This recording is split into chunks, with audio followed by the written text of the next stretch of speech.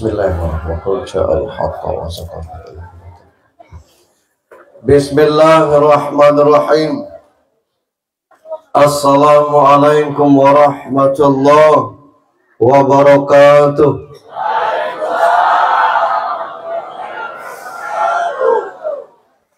Aku nengok bakwan di dalam mulut. Innal hamdalillah.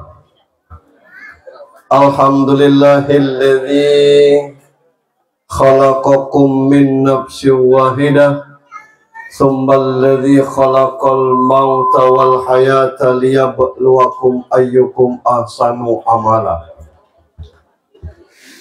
Ashhadu an la ilaha illallah wahdahu la syarikalah wa ashhadu anna Muhammadan abduhu wa rasuluh la nabiyya ba'd.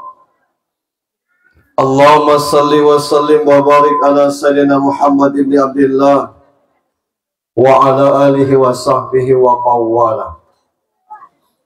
Qala Allah ta'ala fi kitabihil karim, a'udzu billahi minasyaitonir rajim. Bismillahirrahmanirrahim. Kaifa takfuruna billahi wa kuntum amwatan fa ahyaakum summa yumitukum summa yuhyikum summa ilaihi turja'un. Wa qala ta'ala aidan inna sholati wa nusuki wa mahyaya wa mamati lillahi rabbil alamin. Wa qala ta'ala aidan alladzina idza asabathum musibah qalu inna lillahi wa inna ilaihi raji'un. Ulaika alaihim shalawatun min rabbihim wa rahmah wa ulaika humul muhtadun. Wa qala an-nabi sallallahu alaihi wasallam man mata yaumul jum'ah aw lailataha yarfa'u anhu min adzabi qabri. Sadaqallahu azim wa sadaqar rasul karim.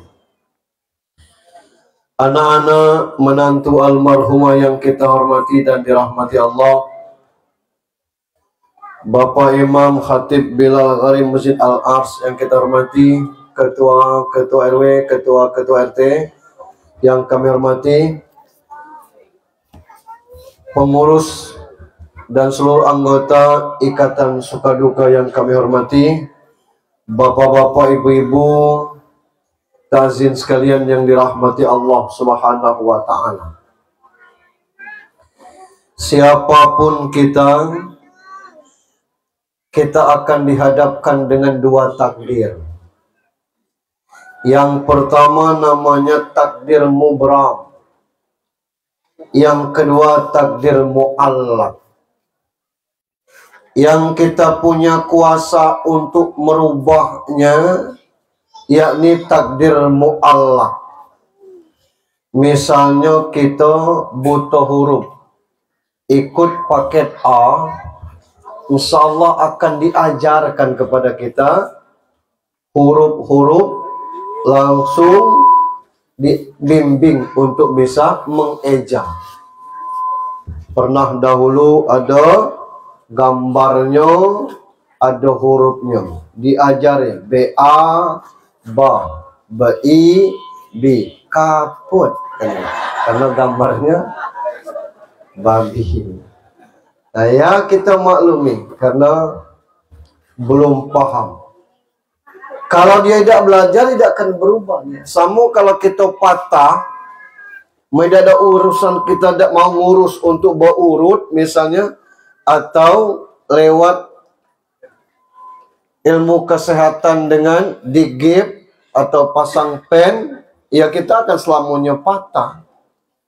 Itu dikatakan dengan takdir mu'allaq. Nah, kematian ini takdir mubram. Saya terlahir dari seorang bapak bernama Hamsyah. Ibu saya Sadaria. Tidak bisa dirubah. Kalau saya boleh minta, saya ingin lahir dari perutnya Iriana. Jadi Gibran saya.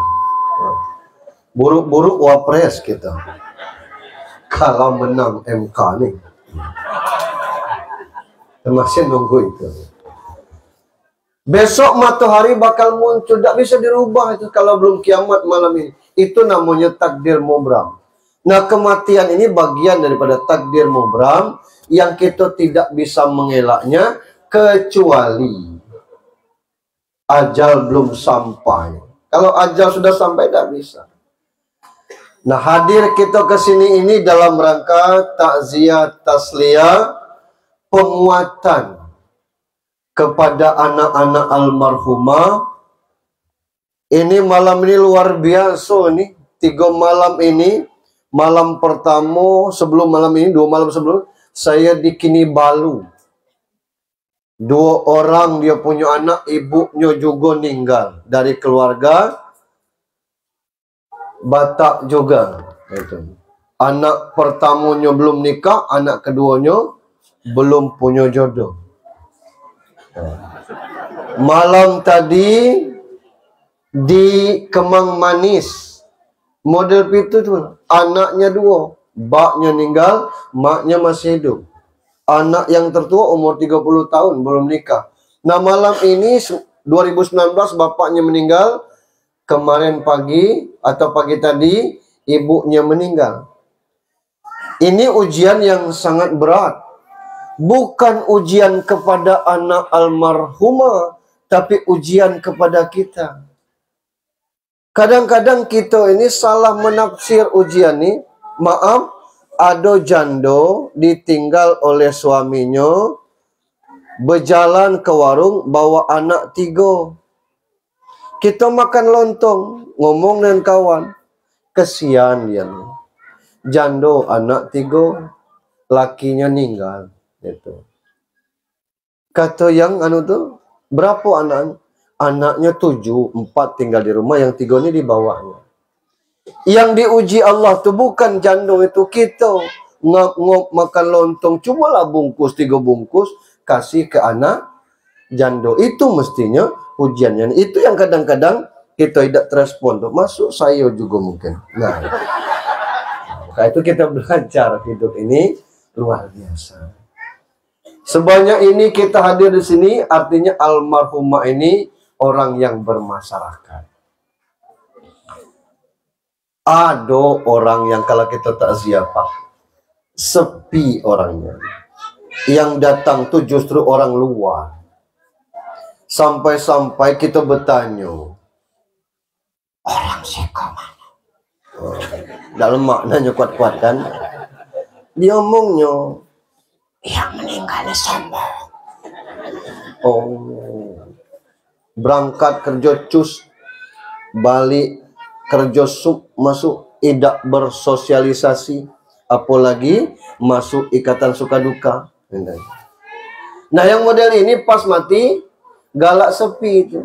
Kita tanya, awak orang mana? Rumahku sebelah ni lah. Nyo datang tuh karena rumahnya bersebelahan. Kalau jauh tidak juga datang, cenya beliau. Nah, ini sebanyak ini kita datang, tandanya almarhumah orang bermasyarakat. Selanjutnya, ini belum ceramah, masih pembukaan. Suka duka ini kita ikut atau tidak ikut, fardu kifayahnya tetap dilenggarakan. Tidak mungkin Pak RT, Pak Imam, coba dicek masuk suka duka, tidak, biarlah situ, tidak mungkin. Cuma yang jadi masalah itu pas kita tidak ikutan di suka duka itu agak ribet urusannya. Ngapo? Kain kapan misalnya disediakan suka duka, dia tidak masuk. Macam mana? Boleh dipakai kain kapan? Bukan tidak boleh sih, tapi kan dia tidak masuk. Kalau aku diprotes jamaah yang lain, artinya kan tidak boleh gitu. Macam mana penyelenggara tabligh musyiah bisa ada suka duka? Bukan tidak bisa sih, cuma di ADART itu siapa yang ikut aja. Kami datang main. Nah, itulah makanya kita diajak. Nah, urusan masuk atau tidaknya, kita ini kadang-kadang nyelot beratus-ratus ribunya, bayar itu susahnya. Untunglah ditutup dengan tidak ada lagi tombol kirim. Kencang. Salam dan salawat untuk junjungan kita Nabi besar Muhammad sallallahu alaihi wasallam. Ada kabar baik untuk anak-anak almarhumah. Apa itu? Man mata yaumul jum'ah aw lailataha yarfa'u anhu min adzabi qabri. Itu hadis. Siapa yang mati hari atau malam Jumat tidak diazab dalam kubur. Amin. Oi. Tadi ya Bunda. Itu hadis itu tuh. Berapa lama Pak Ustaz? Aku tidak tahu itu karena kita belum itu. Tapi yang jelas itu bagian dari bukti kematian yang husnul khotimah. Belum tentu dia berdoa, ya Allah matikanlah aku pagi subuh Jumat. Belum tentu itu. Tapi kenapa Allah matikan kita hari atau malam Jumat? Itu pilihan Allah. Nabi Muhammad meninggalnya hari Senin. Betul. Jadi itu untuk almarhumah. Kalau model itu aku bunuh diri hari Jumat Pak Ustaz. Lain lagi cerita. Bunuh diri itu haram. Sampai-sampai Rasul tidak mau menyolatkannya. Cuma kalau kita Pak Ustaz tetap kita sholatkan. Nah ini tentang kematian. Bapak Ibu yang saya hormati, hidup di dunia ini akan beres kalau kita paham apa yang akan terjadi setelah mati. Nah kita ini yang mengingat mati inilah agak susah. Pernah sahabat bertanya, man akyun nasu wa akramun nas ya Rasulullah. Siapa yang paling cerdas dan yang paling mulia ya Rasulullah? Jawab Rasulullah, yang paling cerdas dan yang paling mulia adalah orang yang sering mengingat kematian. Nah yang kita mengingatkan ini barang yang belum ada, barang yang belum sampai, cita-cita yang tertunda. Itu yang kita ingat. Macam mana lebaran haji ni kelak? 3 bulan lagi. Dapat tidak lah kupon lah. Amun tidak dapat kupon nunggu di situlah. Pasti dikasih orang. Dapat kupon Bu Ida. Aku karena tidak dapat kupon lama kau nunggu nih. Dikasih orang. Kecil ke urusan itu. Kita ni lebih banyak mengingat urusan dunia. Banyaklah halunya daripada yang nyatonya. Sekarang kan ribut dan saya tulis di pesan harian saya tentang masalah saranjana itu. Iya. Apa saranjana? Kota di Kalimantan yang kota itu milik jin Islam. Masuk ke dalam itu lewat lubang, berebut nak masuk situ, masuk sarang jin. Nah ini yang kadang-kadang, yang model-model itu kita tahan. Kita hobi dengan hal-hal yang halu seperti itu. Padahal yang nyata itu adalah lubang kubur. Itu yang perlu kita pikirkan. Macam mana kita kesana? Nah untuk selamat sampai ke sana nanti 4 hal jadi kajian kita malam ini. Sebab kalau sama dengan tabligh musibah yang lalu akan direkam masyarakat sama baik waktu tahun kemarin. Yang pertama, kemana kita nak pergi itu pastikan alamat yang nak kita tuju itu benar. Itu. Kalau kita nak ke Jakarta, Jakarta itu luas. Aku kena sawah lebar mana? Baru apa lama? Hanya 2 ya. Layo kata gitu kan. Pokoknya sawah lebar lah. Tidak kan sampai tidak. Sampai sawah lebar, tapi di mana alamatnya kita tahu. Nah sama dengan kita mati. Mati itu harus jelas apa alamat yang kita tuju. Nak ke surga, apa tahu kita di mana tempat surga. Surga itu punya siapa? Maka kematian ini sesuai dengan ayatnya inna lillahi wa inna ilaihi roji'un. Alamat kita yang kita tuju setelah kematian adalah kepada Allah. Kita ke alamat Allah. Urusan surga itu punya Allah. Allah nak masukkan kalau kita lah ketemu dia kelak. Itu urusan Allah. Itu. Allah nak masukkan kita di taman surga. Urusan Allah. Allah nak masukkan kita neraka. Urusan Allah. Tapi kita ketemu ke alamatnya Allah subhanahu wa ta'ala. Ayat yang lain. Allah katakan irji'i ila rabbiki. Kembalilah kepadaku.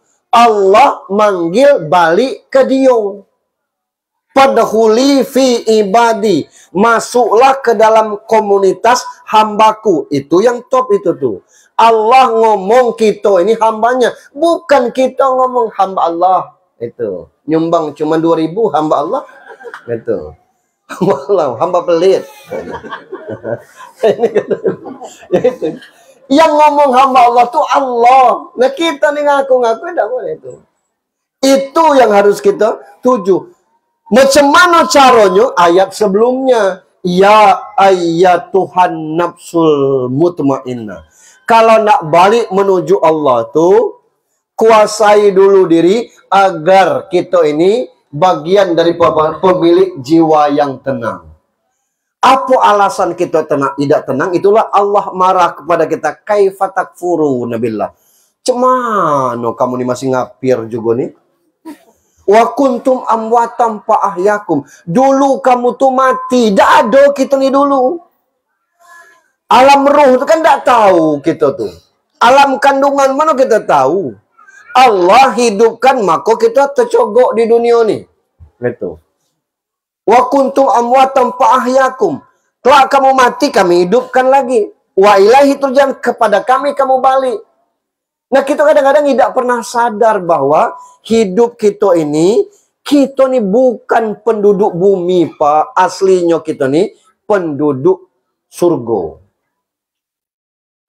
Yang penduduk bumi itu itik. Coba tengok itik netas langsung pacak berenang. So, gitu. Dia memang penduduk bumi. Kaput penduduk bumi. Begitu dia lahir langsung pacak berjalan itu. Kambing 9 bulan lah pacak digulai itu. Kita 9 bulan pacak apa? Golek situ, golek ke sini. Itu. Nak butuh bimbingan, makan masih nak disuap, berjalan masih nak dipapa, ngomong masih nak diajari. Karena memang bukan penduduk bumi aslinya. Kita ini penduduk surga. Nah balik lagi kepada Allah, pemilik surga. Tak usah kita banyak khawatir. Kita ni kadang-kadang galak salah dalam berpikir. Saya kasih contoh yang masih agak segar misal. Nyalek gagal. Ini misalnya. Sawit 4 hektar terjual, mobil 2 buah lengit. Dalam pikiran kita, andai kata tidak nyalek, hilang tak sawitnya? Tidak. Kata kita. Ama kata Allah, naknya nyalek atau tidak, waktu itu sawitnya pasti hilang. Lewat mana? Terserah Allah, lewat mana? Mungkin beribut dengan keluarga. Mungkin apa? Begitu juga dengan mobil. Waktunya hilang. Kenapa? Lillahi ma fis samawati wa ma fil ardh. Milik Allah galau. Kita tuh cuma pemilik sertifikat. Ada istri, ada sertifikatnya, namanya buku nikah.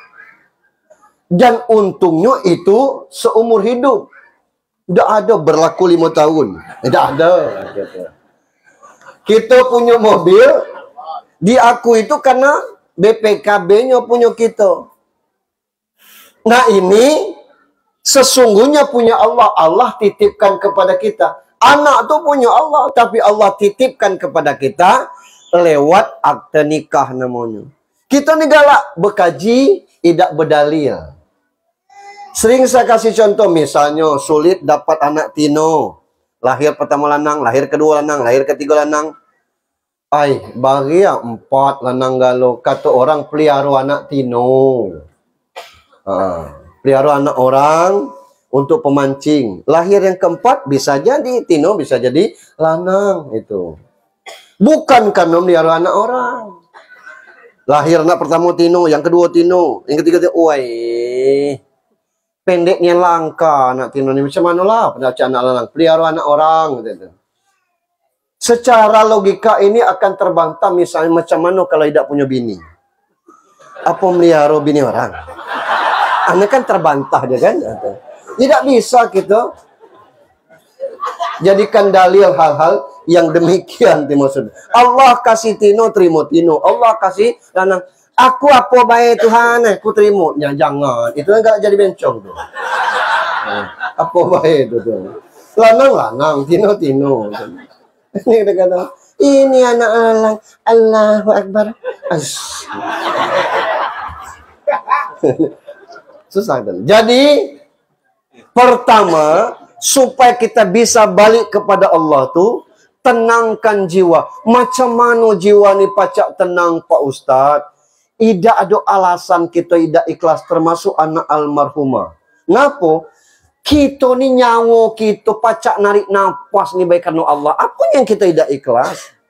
Tidak beribu, lemak kita. Tidak beribu. Ada orang dari lahir tidak beribu, tidak berbapak.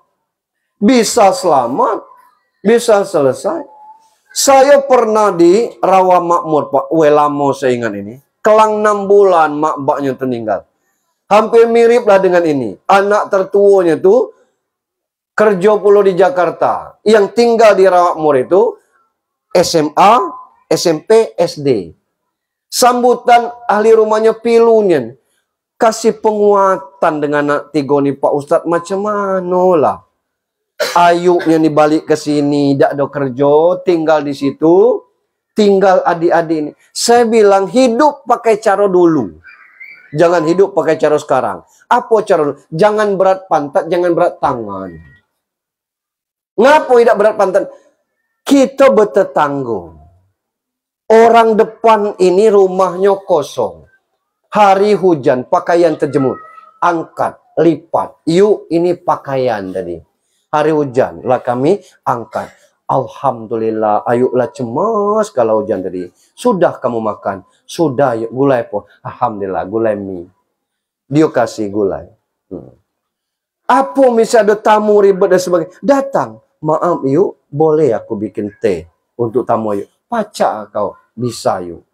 Dia sibuk melayani tamu, banyak dan sebagainya. Tamu mendadak, kita yang bikin teh. Main ke rumah, ya Allah, yuk. Alangkah banyak piring kotor. Ini nakalnya tidak sempat. Aku cuci ya. Bukan kita mengharap upahnya, tidak. Ringan tangan. Akan jadi orang kita, Pak. Itu.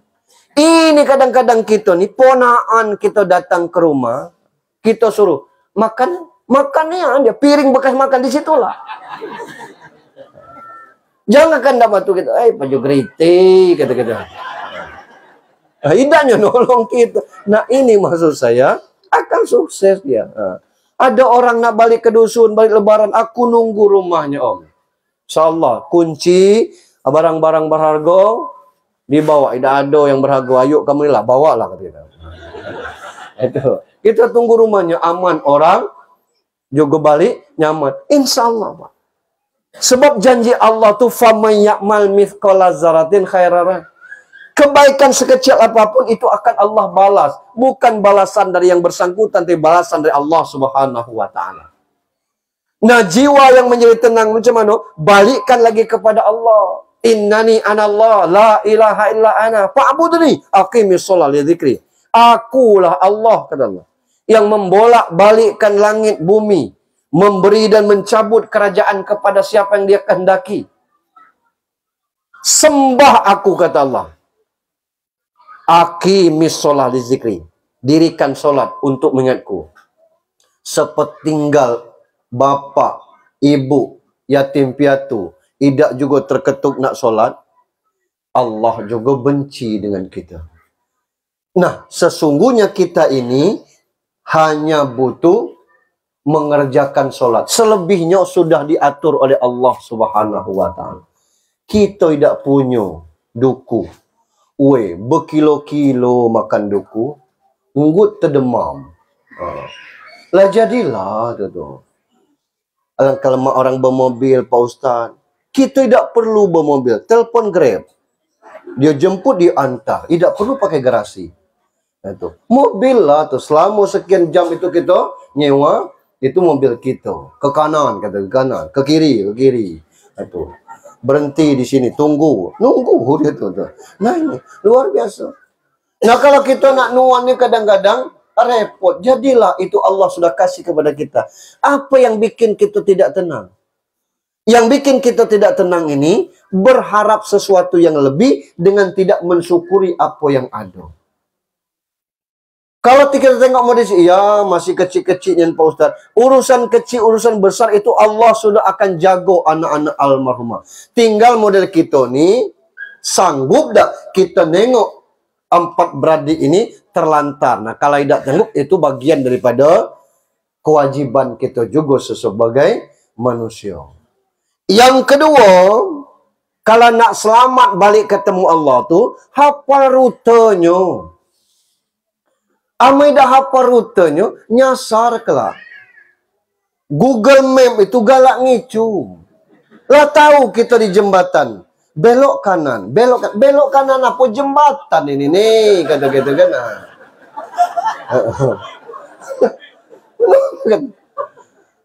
Numus ke situ gitu kan. Putar balik. Macam mana putar balik? Nah itu, yang saya tengok di TikTok kan itu kan. Nah ini.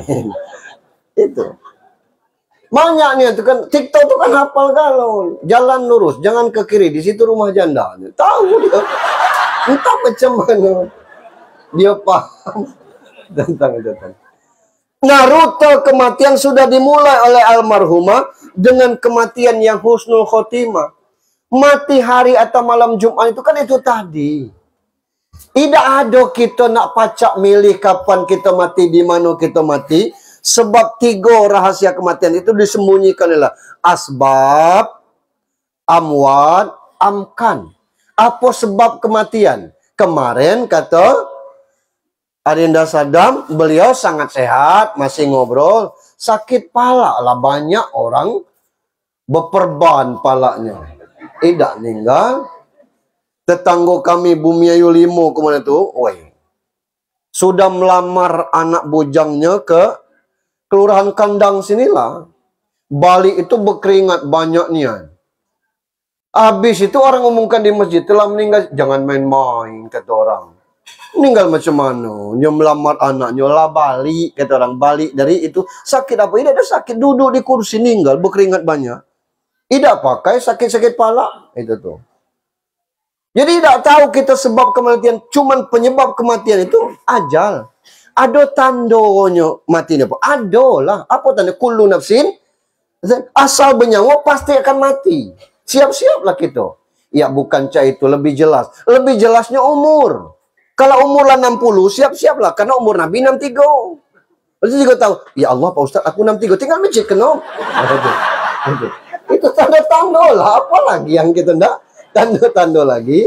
Lah cukup Allah kasih tanda untuk kita tuh. Nah ini. Rutenya macam mana? Pertama, kematian husnul khotimah. Bukan doa yang di Facebook. Ini orang lah meninggal, lah dikubur 2 malam. Mudah-mudahan husnul khotimah. Tidak ada gunanya lagi. Yang husnul khotimah itu doa untuk kita yang masih hidup nih. Orang yang sudah mati lah diposting di Facebook. Meninggal Sianu bin Sianu. Sianu binti Sianu. Semoga almarhumah diampuni dosanya, dilapangkan kuburnya. Ada gunanya. Tapi mudah-mudahan husnul khotimah. Macam mana husnul khotimahnya? Husnul khotimah itu proses kematian. Tidak segampang yang kita kira. Diajari sadat asyhadu alla ilaha ashhadu alla ilaha illallah rupanya hobi main song. Galak nyumput as dalam lengan. Oh, as lah gitu. Nah ini asa ada song tahan sampai jam 3. Kita nih kadang-kadang susah kita mikir, tapi realnya model itu. Touring sepeda keliling kota ini tahan kawan. Berkeliling. Mana? Seputar Pulau Bay. Pulau Bay ini dapat gelinya baik. Mana? Mutar betungan terus ke Sebakul, balik lagi ke sini. Berapa kilo? Berapa kilo? Minimal 25 kata-kata. 25 kilo sanggup. Masjid 7 meter tidak telok. Gitu nah. Tidak tahu rute. Nah, itu kita nih kadang-kadang. Yang kedua, rute dalam kubur. Kalau dari awalnya sudah husnul khotimah, insya Allah di dalam itu juga bisa raudatim min riyadil jinan. Gitu. Tinggal kita mempersiapkan diri. Nah, kalau kita tadi sudah sholat, proses pertanyaan dalam kubur itu berkaitan dengan sholat. Aman kita tuh. Hanya saja kita tidak terbiasa membaca talqin itu dalam bahasa Indonesia. Sebenarnya talqin yang dibacakan itu tuh pertanyaan dalam kubur. Boleh sebenarnya. Wahai Junaidi bin Hamzah, ini terakhir pertemuan kita. Kami akan pulang kelak, malaikat datang ditanya kepadamu, man rabbuka, jawab Jun, Allahu Rabbi. Boleh, cuman kalau itu terjadi di kandang, kece orang aliran sesat gitu. Padahal yang dibacakan itu sama itu tuh. Malaikat bertanya, man rabbuka, jawabnya segalanya di sholat. Karena jawabnya Allahu Rabbi. Ngapu pacaan jawab karena kita rajin baca Allahu Akbar. Tidak ada perbuatan yang lebih banyak membaca Allahu Akbar kecuali di sholat. 5 waktu itu 68 kali. Tidak percaya itu dewe. Saran saya percaya baik. Daripada saya sama selesai kelaknya belum selesai itu. Itu yang sholat wajib. Belum lagi qabliyah ba'diyah. Pertanyaannya, kalau tidak sholat, di mana baca Allahu Akbar? Paling waktu pleno di kecamatan. Dikira masuk, tahu-tahu meleset baru Allahu Akbar. Allahu Akbar, katakan. Tidak masuk. Allahu Akbar. Baru ya Allahu Akbar. Wah, kita berapa sholat? 13. Allahu Akbar. Abah kipas tidak dingin itu. Oh, kata kawan kan. Itu tahlil, tidak tahu tempat. La ilaha illallah, katakan gitu. Nah ini. Jadi kalau kita sholat, bangun dari ruku dengan salam itulah yang beda. Sami Allah dengan Assalamualaikum. Lain itu Allahu Akbar. Yang berikut ditanya tentang Nabi, kita rajin bersalawat. Di sholat kita yang bersalawat ini. Allahumma sholli ala Sayyidina Muhammad. Ditanya siapa, apa kitab? Al-Quran. Kita paling rajin baca Al-Quran paling Ramadan. Setahun sekali Ramadan ini. Itu. Ngebutnya sampai khatam sekali, 2 kali. Tidak apa-apa. Ada yang tidak pakai khatam. Tidak apa-apa. Kesannya aku tidak khatam. Habis itu tidak baca-baca. Tapi kalau sholat 17 rakaat itu 17 kali baca Al-Quran. 2 rakaat awal itu surat pendek. 2 kali 5, 10. 27 kali baca Al-Quran. Kalau tidak sholat, tidak baca sama sekali. Nah itu. Ini rutenya. Habis itu kelak bangkit dari kubur. Bangkit dari kubur ini kita bawa muka nih. Muka cerah, muka terang. Ada cahaya muka itu bukan karena skincare. Aku pakai skincare, Pak. Namanya Canda Himalaya. Ya. Tapi cahaya yang karena wudhu kita. Itu. Secantik-cantik orang kalau hatinya busuk, tidak muncul auranya.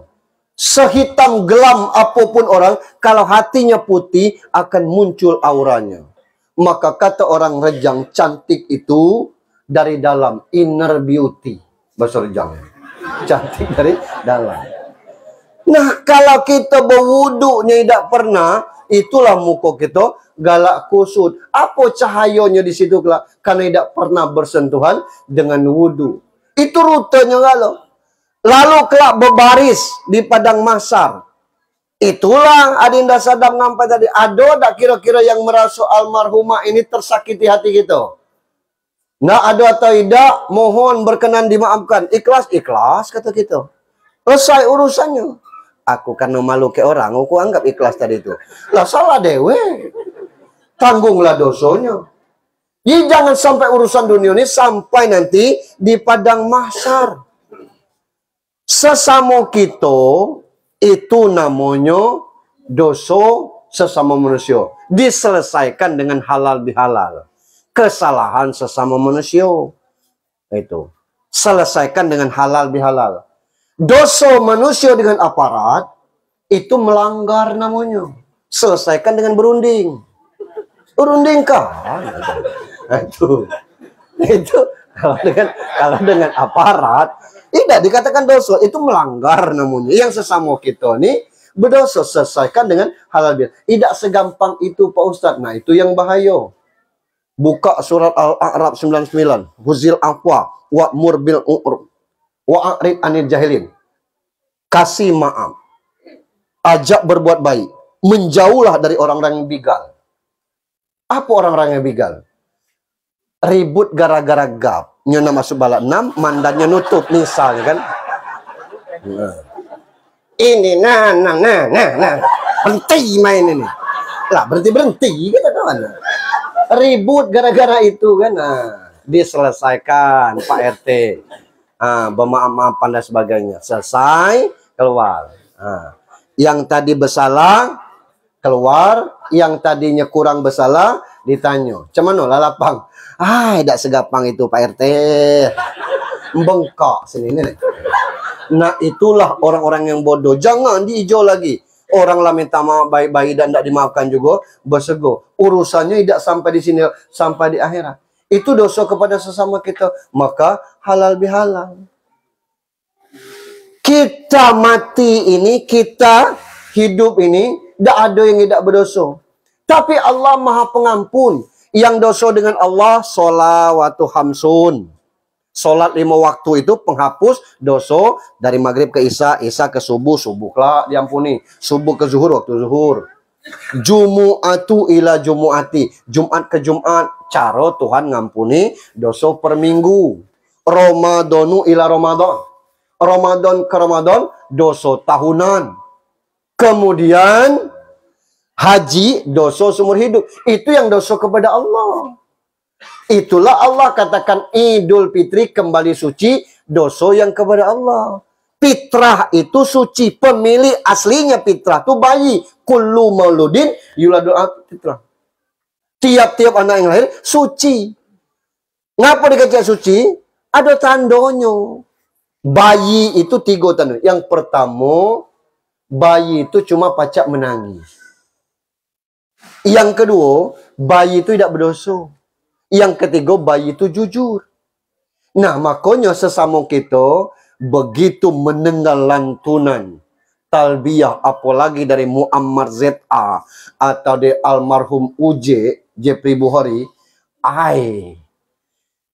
nak nangis tulah kita nih. Apalagi misalnya di masjid kita tuh ada qori yang baca menyampaikan talbiyah. Nah, kita galak kesal nih, ada datuk-datuk lah tuh, napas pendek, galaknya mengkang. Allahu Akbar, Allahu Akbar, la ilaha illallah, Allahu Akbar. Tambah masuk air mata gitu. Jadi latu kata-kata kan, Allahu Akbar. Nak diambil ming ni dan nak ngasih kan itu tuh. Ada sedih dengan apa? Kata ulama, kata orang, rumah bak kita yang tadinya Ramadan balik, dia sekarang balik lagi, berpisah lagi. Ada. Yang kedua, karena kita sadar tadi, habis Ramadan ini, yang sembahyang 70 kali lipat tidak ada lagi. Yang Abdullah sedekah fi Ramadan tidak ada lagi. Yang ngasih sedekah orang berbuka, kita dapat pahalanya dengan tidak mengurangi pahala, tidak ada lagi. Selesai. Itu yang bikin kita sedih. Nah, maka kita nangis. Nah, nangis ini juga sering dipraktekkan oleh ibu-ibu kalau berlebaran dengan suaminya. Kadang-kadang tidak tahu apa kita kata. Ayolah kata kita. Tanya ngupe sama dia, kita tidak tanya. Dia nangis. Ya, kita minta maaf, selesai. Nah, yang harus ibu-ibu ketahui ini, sejahat, sekapir, seburuk apapun suami ibu-ibu, itu tidak ada ngaruh ke ibu. Ibu kalau taat di surga itu lah. Iya Pak, lah iya. Contohnya Fir'aun. Apa kurang jahat Fir'aun tuh? Istrinya ada namanya Asia. Coba dicek. Asia tuh ahli penduduk surga. Bini Fir'aun itu tuh. Laki ibu-ibu tidak kasih jalan Fir'aun kalau. Kalau ada lakinya taat, ibunya tidak taat, itu yang bikin suami berdosa. Ngapa? Ini yang tugas kami suami ini. Ku ampusakum ahlikum naro nih. Jaga dirimu dan keluargamu. Suaminya taat salat. Ngomong bini, semayanglah bu. Kita lihat tuh, terserah aku. Semayanglah kamu. Astagfirullahaladzim. Pergi ke pasar pakai baju kata, ya Allah, maro berjilbab. Panas. Ya Allah. Maka paham tuh ikut mengaji. Dia ada seragamnya. Dibeli suaminya seragam sesuai dengan, nah kena seragam malu kayak orang lain gitu sama warnanya ini. Orang bertanya dengan saya, Pak Ustaz, sholat sudah kuajarkannya dan tidak melawan, Kemudian tentang masalah nutup aurat tidak hendaknya melawan. Aku salah apa lagi kira-kira Pak Ustaz? Salah milih bini. Itu lagi. Tetap salah tuh gitu. Salah milih bini. Nah ini. Tapi jarang pula ibu yang banyak itu ada di TikTok saya. Macam mana Pak Ustaz kalau bini taat, lakinya tuh kafir. Itu saya katakan, saya jawab, Fir'aun tuh Tuhan menganggap dirinya, dia menganggap dirinya Tuhan. Tapi istrinya tak ada usah dikhawatirkan tentang itu. Nah ini urusan-urusan kita, berdosa sesama kita maafkan, urusan hutang piutang harus diselesaikan. Maka di padang mahsyar aman kita. Apalagi kalau kita sempat bersedekah. Jangan sampai kena yang Al-Munafikun ayat 10. Rabb laula akhartani ila ajalan karim. Pacak dah ditunda kematianku. Pacak dah hidup lagi kami ni. Nak ngapo kata? Pak sedekah, nak bersedekah. Lah mati baru nak bersedekah. Ini tiap malam celengan masjid lewat bulan Ramadan tu sekali dah ada masuk. Apa susahnya ngasih 5.000 per malam? Kalau 30 malam kan, cuma 150.000. Lebih kecil dari sumbangan caleg. 200 per pala. Kalau kita nggak sadar tentang itu. Inilah yang akan jadi atap bagi kita nanti. Pak Asad dakau aku minasali. Nggak bersedekah dan beramal soleh. Nggak ada ngomong tak sholat. Nah ini, rute-rute ini kita ikuti. Yang berikutnya, supaya selamat lancar perjalanan mati ini, siapkan kendaraan. Lah ada Pak Ustaz kendaraan ambulan dikasih wali kota. Bukan itu. Ada keranda ada. Bukan itu. Apa? Amal soleh. Amal soleh inilah yang memperlancar kita. Secara umum cuma dua. Ada khos, ada am. Khos itu khusus. Sholat ada caronyo. Kalaupun selisih setelah sholat, dak usah banyak komentar. Selesai zikir, selesai berdoa, imam tegak. Sallallahu ala Muhammad sallallahu, mano dalilnya. Bersalaman sudah.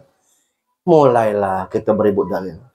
Ada orang yang sudah sholat itu berzikir, berdoa, langsung hidupkan HP. Tidak juga ada dalil yang hidupkan HP itu. Aman kita nak berperkara itu. Kita ini kadang-kadang beribut untuk itu. Ada orang dusun ke kota, terselip keris di pinggang. Cacam, kata kita dusun. Jangan usir urusan orang. Tangkap polisi lah, selesai. Itu kendak dia, urusan dia. Ngapo? Orang dusun tuh dia merasa nyaman kalau ada senjata di pinggangnya, ada pakaian, gitu, nyaman. Sama kita ke dusun bawa HP. Ngapo? Besinya ladak beli ni. Kita orang kota ni tak HP, tak nyaman, tidak ada yang pernah usir itu. Jadi ini kita ni kadang galaknya geli dengan urusan orang. Gitu. Nah, amal soleh ini asal sesuai tuntunannya, jalani. Jangan tengkar. Saya baca ada orang nanya, macam mana Pak Ustadz kalau imam baca kunut, jamaah dan tidak baca kunut? Buka jawaban Adi Hidayat, jawaban Abdul Somad. Kata Abdul Somad, kalau imam ngajak kunut, makmum dan kunut, pertama dia lebih pintar dari Imam Hanafi, yang kedua agak sedeng. Ngapa? Imam Hanafi itu tidak pakai kunut begitu dia sholat di tempat Syafi'i, panjang dari Imam Syafi'i kunut. Ngapa? Menghormati. Kita ni bertamu di rumah Imam Syafi'i. Itu. Dia hormati. Lah imam ngajak kunut. No, dia tegak. Tidak ngamin. Apa susahnya? Kita ni makmum. Nah itulah kadang-kadang galak beribu. Urusan-urusan yang seperti ini, tidak perlu. Kalau imam tidak kunut, tidak pula. Usah kita dewe. Sami Allahu liman hamidah. Buru-buru lah ikuti imam gitu. Ini kadang-kadang imam baca kencang, makmum lebih kencang lagi, tidak sah solatnya itu. Rabbi pilih warhamni wajburni. Pelan-pelan bah. Itu kan sunnah, ganggu orang tuh hal-hal yang demikian. Kecuali kalau memang rukun sholat Al-Fatihah, boleh kita bisik-bisik itu tuh. At-tahiyat, silahkan ini. Nah ini amal sudah diajari. Puasa bulan Ramadan wajib. Yang puasa sunnah Syawal nih, nggak usah diributkan dengan kodo. Apa dia sunnah Syawal bayar kodo belum? Lah bayar kodo kata ulama kan pacak sampai Ramadan yang akan datang. Nah ngapa nak buru-buru kini? Ya macam mana kalau mati lah kubur. Macam mana kalau kita mati? Tidak ada kita ini nak mati. Nak Syawal duluan silahkan. Nak kodo duluan silakan. Karena ada hadisnya. Yang terbaik kodo puasa Syawal itu mulai ada 2 Syawal. Kalau ada 2 Syawal, kebelo nak ganti. Aku macam mana Pak Ustadz?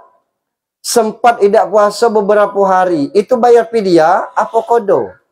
Cek umur kita. Umur berapa? 35. Tak boleh bayar kodo. Bayar fidyah. Harus di kodo. Kecuali kalau dia lah pikun lah tua. Berapa lama? Tidak puasa. Cuma 29 hari. Ya sebulan. Tidak puasa. Nak bayar fidyah. Tak boleh. Ada aturan-aturan itu. Nah yang terbaru saya dapat ilmu dari Buya Yahya. Ada 3 katanya penjahat zakat. Yang pertama orang yang tidak mau bayar zakat. Yang kedua, tidak paham mengelola zakat. Kenapa? Yang fakir tidak dapat, yang miskin tidak dapat, amilin banyak. Tidak ada haknya untuk zakat fitrah itu keamilin, sabilillah, ibnu sabil, gharimin itu tidak ada. Yang diutamakan adalah fakir, miskin. Dia sekolah di pesantren Pak Ustaz, tengok statusnya, mak baknya mampu dah. Weh, mak baknya puso bapaknya 3. Rukonya 4. Walaupun sabilillah di Turki situ, tak usah mak baknya mampu. Yang fisabilillah sekolah pesantren ini, kalau tidak di pesantren itu tidak sekolah, karena pesantren itu gratis. Makanya ditanggung, kasihlah itu. Amilin nih Pak Ustadz. Apa? Bininya pegawai, suaminya pegawai. Tidak perlu nak ngaruk gaji kerja 3 hari itu, seminggu itu. Bersedekahlah kita dengan waktu, gitu. Tapi kalau salah satu amilin itu, rumah masih ngontrak, bini jual sayur, dia cuman kerja PTT, honor begitu. Bukan atas amilin yang dikasih, atas miskinnya dikasih. Nah itu mengelola zakat. Nah ini bahaya bagi kita. Nah yang kita kerjakan malam ini bagian dari amal soleh namanya yang sunnah, yang Apa baik? Istri bekerja untuk suami itu luar biasa pahalanya. Nak jadi menteri ibu-ibu tidak ditengok Tuhan. Bukan karir terbagus bagi agama itu. Karir terbagus ibu-ibu tatkala dia mati, suaminya ngomong, "Ya Allah, 40 tahun dia bersamaku, aku ikhlas ya Allah." Maka begitu suaminya ngomong aku ikhlas, di 8 pintu surga itu tercatat gala nama ibu. Karena keikhlasan suaminya seperti itu. Kalau istri mati itu tidak ditanya tentang masalah sholat dulu, zakat dulu. Dipanggil dulu, mana laki kau? Itu nah, ditanya. Macam mana selamanya dengan kau? Amu pacak jangan aku masuk neraka Tuhan. Ngapo? Jadilah neraka dunia. Nah, dengan dia ni langsung neraka tu. Itu agak selama dengan dia ni 30 tahun langsung neraka tu lah. Bahaya gitu. Dari itu tuh. Nah ini. Kadang-kadang lanang penakut dengan bini, bukan penakut dengan bini, bininya lebih gerot, itu aja. Tidak ada penakut itu. Nah itu aja. Nah, ini amal soleh, itulah kendaraan bagi kita berkorban. Bukan masalah mampu atau tidak mampu. Saya pernah ada cerita kan tentang masalah yang umroh itu tuh. Itu kan luar biasa, tukang ojek. Setiap dia dapat duit 80% untuk umroh. Orang kan kaget. Wah luar biasa. Alah kehebat lanang ini. Dia sisihkan. Dapat 100.000, 80.000 untuk umroh. Yang 20 untuk bensin katanya besok. Dapat 50.000, 40.000 untuk umroh. Ditanya wartawan. Serius Pak? Serius.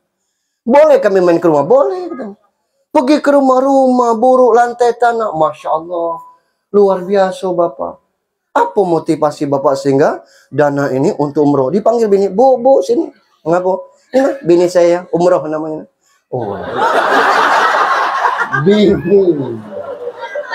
Nah, aku juga serius. Tuh punya bini umroh. Ya Allah. Nah, ini kan luar biasa. Kita suami istri pegawai tidak ada berniat nak umroh. Begitu juga dengan berkurban. Jangan kita mikir belum ada sebagai, bukan belum ada sebagai. Cuman 2,5 juta kita tidak mau berbagi. Yang keempat, istilahnya yang terakhir. Macam mana kita supaya cepat sampai ada kendaraan? Macam mana coba kita sampai? Kita tahu rutenya. Kemana kita tuju? Ke Allah. Yang berikutnya bawa bekal. Kita nak ke kebun, baik tak bawa bekal, nanggung kita. Tidak kalamu kita itu. Apa bekal kita? Watazawwadu fa in khairu zadi taqwa. Berbekallah, sebaik-baik bekal ada takwa. Takwa itu melaksanakan perintah semampunya. Kita misalnya haji tidak mampu, tak usah. Batal yang itu. Zakat macam mana berzakat Pak Ustaz? Dah besok lebaran beras tinggal 2 cupak, anak 3. Duduk di rumah orang bayar zakat dengan kita. Lah 2, puasa, tidak tahan lagi. Sakit ni lama menahun, bayar fidyah, dah usah puasa. Semayang, tidak tahan tegak duduk. Itu kewajiban. Tidak tahan duduk, berbaring. Tidak tahan berbaring, masukkan ke ringgo-ringgo tu. Kita solat kan? Itu tentang masalah solat. Saya kalau balik ke mana, saya jamakkan. Gaya mertua ngomong, apa tidak semayang isya? Lah sudah Pak, ya kebelo. Orang baru ngebang. Aku jamakkan, tapau, balik ke rumah mentua. Lah tidak paham kan? Biarlahnya ngomong, lah kita boleh. Karena kita bukan udah situ. Batas 4 hari, kita boleh. Balik kemana? Yang penting nih jaraknya lebih dari 85 kilo. Bengkulu sampai Simpang Sendarawatu 101. Masuk ke Pajar Bulan, boleh. Jamak. Untuk kita kecuali kalau urusannya nak maling kerbau. Gitu. Urusan maksiat dah boleh jamaah kok. Kita sembahyang dulu, ngapo? Sambil nunggu-nunggu malam dikit. Gitu. Dijamakkan dari suganya. Senter bawa dengan lupa. Ngapo? Nak maling kerbau, maling sapi. Ada. Itu tuh. Ini gitu. Kalau urusannya urusan baik boleh kita jamaahkan itu. Ngapo? Karena itu fasilitas bagi kita. Yang kewajiban itu Allah ringankan kepada kita. Apa susahnya kita sembahyang? Aku lah neman Pak Ustadz. Cuman hidup ni masih modern. Jangan dikaitkan dengan rezeki. Cino-cino mata sipit itu masjid ni tak tahu. Jadi tak ada ukuran. Kita ni kadang-kadang galaknya berpikir salah. Ada orang sukses kita ngomong, wajarnya sukses. Tekun nian ya Allah, kata kita. Jangan galak ngomong itu. Kita yang tekun tidak sukses ini tersinggung gitu. Lah ngapu? Ada Pak tambal ban buka 24 jam tuh. Rumah belum tertegak dia. Apa kurang 24 jam tuh? Ada orang kopi buka 24 jam, anak tidak sanggup dia kuliahkan. Apa kurang tekun itu tuh? Jadi urusan rezeki urusan dari Allah Subhanahu wa taala. Pacaklah Allah. Urusan kita adalah ibadah kepada Allah. Inilah bekal kita. Kalau kita bertakwa kepada Allah Subhanahu wa taala, ya Allah, apa masalah kita yang tidak diselesaikan oleh Allah Subhanahu wa taala? Saya tidak ngomong orang lain. Saronian sudah saya nikmati. Saronian. Saking kesaronnya 3 beranak kami sakit. Saksi hidupnya saya dong. Idaknya nanda biaya untuk berobat tuh. Akhirnya tempat saya ngajar ngaji itu inisial namanya AY, tidak kita sebut namanya. Nah AY ini yang manggil bidan itu. Datang bidan itu, dia yang biayai. Kita kepala rumah tangga, anak 1 bini, sakit 3 beranak. Ditanya, orang banyak kumpulkan, sakit apa nya 3 beranak? Nah bidan tuh jujur ngomong, kurang gizi gitu. Maksud aku kecil, sakit biasa banget. Itu. Idak pahit itu, saya pernah kos di Malabro. 2 tahun ngekos di situ. Tidak lemak ngomong penjara kan? Lapait lah. Ini kadang-kadang orang galak ngomong, biarlah masuk neraka. Kalau nak surga, kalau tidak pelemuan lah. Wah, alang keneman. Masuk penjara baik tidak lemak. Aman lemak masuk penjara, diundang ceramah khutbah ke situ, aku datang, aku tidak. Ngapa dia lemak masuk situ tuh? Apa lagi neraka? Jadi jangan kita main-main. Menikmati hidup dan terhormat ada juga. Jadi kepala daerah sebentar itu tuh. Lah kurang apa lagi? Cuman hidup ini dibawa enjoy. Tidak ada runtuh harga diri kita karena sakit kurang gizi. Tidak hilang kehormatan kita. Buya Hamka itu apa kesalahannya tuh? Masuk juga nyejel. Selesai tafsir Al-Manarnya. Luar biasa. Jadi bukan karena masalah itu. Tinggal kita lagi. Jadi orang besar jangan pula bikin kita sombong. Karena mudah sekali bagi Allah Subhanahu wa taala. Nah, bekal kita nih takwa itulah. Gitu. Urusan-urusan yang lainnya luar biasa, Pak, hidup ini. Dulu tidak ada rambut nih gatal-gatal. Saya sering cerita, sabun sinar laut tempat gunanya waktu masih Saro dulu. Sabun cuci, sabun mandi, sebagai sampo, sabun sinar laut tuh nah, ada gatal atuh. Nah, karena sumur itu sumur umum, nengok dulu ada orang ke sumur. Kalau tidak colet kan, sikat tuh ke situ, pahit langsung itu sikat gitu. Sabun sinar laut tuh. Nah, itu kan karena Saro lah itu tuh.